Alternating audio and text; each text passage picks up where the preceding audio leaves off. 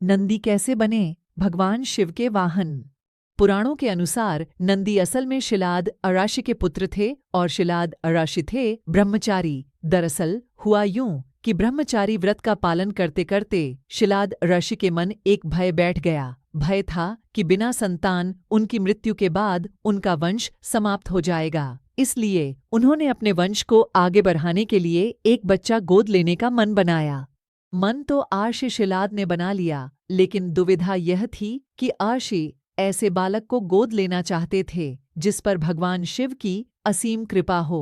अब ऐसा बालक ढूंढने से भी मिलना मुश्किल था, तो आर्षि भगवान की घोर तपस्या में लीन हो गए। लंबे समय तक तप करने के बाद भी उन्हें इसका कोई भी फल प्राप्त नहीं हुआ। ऐसे में आर्षि शिलाद ने अपनी तपस्या को और भी कठोर कर दिया।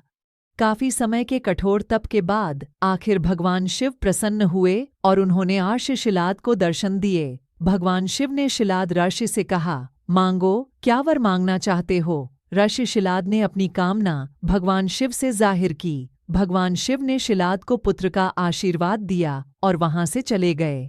अगले ही दिन जब आर्षि शिलाद पास के खेतों से गुजर रहे थे तो उन्हें वहां एक नवजात बच्चा मिला। बच्चे का मुख बेहद ही मनमोहक और लुभावना था। आर्षि बच्चे को देख बहुत खुश हुए और यह सोचकर इधर उधर देखने लगे कि इतने प्यारे बच्चे को इस हाल में यहाँ छोड़ डालकर कौन चला गया। तभी भगवान शिव की आवाज आई और उन्होंने कहा, शिलाद यही है तुम्हारा पुत्र।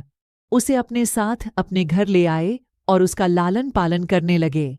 देखते देखते नंदी बड्ढा हो गया। एक दिन आर्षि शिलाद के घर 2 सन्यासी आए। आर्षि शिलाद की आज्ञा से नंदी ने दोनों सन्यासियों का खूब आदर सत्कार किया, उन्हें भोजन कराया। आर्षि शिलाद के घर मिले इस सेवा भाव से दोनों सन्यासी अत्यधिक प्रसन्न हुए। उन्होंने आर्षि शिलाद को दीर्घ आयु का आशीर्वाद दिया, लेकिन नंदी, जिसने उनकी इतनी मन से सेवा की थी, उसके लिए एक शब्द भी नहीं कहा। सन्यासियों द्वारा ऐसा किए जाने पर आर्षि शिलाद को आश्चर्य हुआ। अपनी जिज्ञासा को शांत करने के लिए शिलाद ने सन्यासियों से ऐसा करने के पीछे की वजह पूछी। तब सन्यासियों ने बताया कि आपके इस पुत्र की आयु बहुत कम है, इसलिए हमने इसे कोई आशीर्वाद नहीं दिया। नंदी ने सन्यासियों की यह बात सुन ली। नंदी ने अपने पिता से कहा, आपने मुझे स्वयं भगवान शिव के आशीर्वाद से पाया है, तो मेरे इस जीवन की रक्षा भी भगवान शिव ही करेंगे। आप इस बात की बिल्कुल भी चिंता न करो।